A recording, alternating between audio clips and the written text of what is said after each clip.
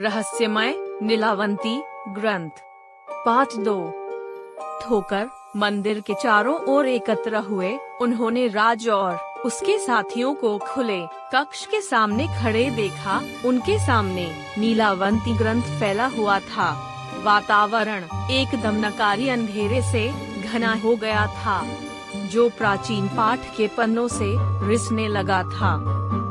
जब राज और उसके दोस्त नीलावंती ग्रंथ में मौजूद शक्ति का दोहन करने का प्रयास कर रहे थे, तो उनके मुंह से एक धीमा कंठस्थ मंत्र निकल रहा था। उनकी आंखें एक अप्राकृतिक रोशनी से चमक उठीं और उनकी आवाजें और अधिक धीमी हो गईं। यह उनके लिए आकर्षण और भय दोनों का दृश्य था। अचानक हवा का एक ठंडा झोंका मंदिर में आया, जिससे सभी मोमबत्तियां बुझ गईं। घोर काले अंधेरे में एक खून जमा देने वाली चीख हवा में गूंज उठी। ग्रामीण राज और उसके साथियों को संघर्ष करते हुए सुन सकते थे। उनकी आवाजें अब आतंक और पीड़ा से भरी हुई थीं। उन्मत्त ग्रामीण अपने दोस्तों की मदद करने के लिए उत्सुक होकर मशालें लेकर आगे बढ़े, लेकिन जब प्रकाश ने दृश्य प्रकट किया तो उन्हें एक ऐसा दृश्य देखने को मिला जो आने वाले वर्षों तक उनके बुरे सपनों में आकर सताता रहेगा। राज और उसके साथी जमीन पर गिरकर छटपटा रहे थे। उन सभी का शरीर अप्राकृतिक तरीके से विकृत हो गया था। उनकी आंखें नीले रंग की एक अलौकिक छटा में बदल गई थीं और उनकी आवाजें एक दर्द भरी आवाज बन गई थीं। नीलावंती ग्रंथ ने अपने रहस्यों के लिए एक भयानक कीमत वसूली थी।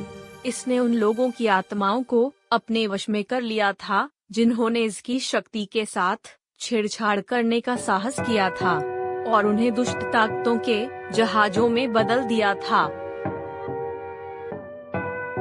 ग्रामीणों ने उन्हें निकालने की कोशिश की, लेकिन तब तक बहुत देर हो चुकी थी।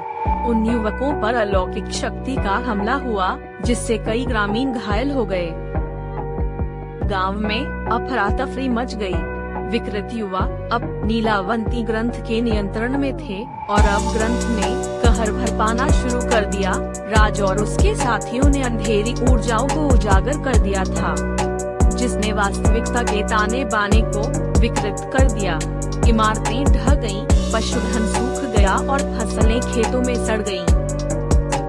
हताश होकर ग्रामीणों ने एक एकांतवासी साधु से मदद मांगी, जिसके बारे में अफवाह थी कि उसे प्राचीन और निषिद्ध ग्रंथों का ज्ञान है। ऋषि मीरा नाम की एक बुजुर्ग महिला गांव में पहुंची और स्थिति का गंभीर से आकलन किया।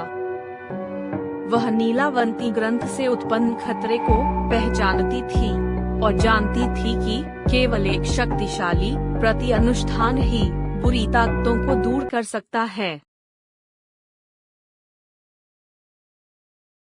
पार्ट 2 एंड पार्ट 3 के लिए हमारे चैनल को सब्सक्राइब, लाइक एंड शेयर करें।